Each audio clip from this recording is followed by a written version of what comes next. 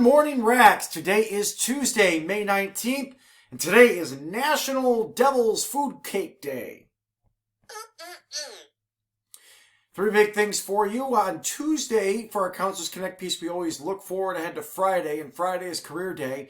And on Friday, it will be about software developers. That's a good industry right now. Also, the Counselors Connect series says the Be Mindful thing to do today is send a photo to a friend of an enjoyable time when you were spending with them. Hopefully you're not doing that now. Memorial Day is coming up. It's this Monday, and we will be off from school. Now, of course, you may be able to do some of your assignments. They may be posted on that day. We might even do a workout on that one, but we'll kind of be off Memorial Day.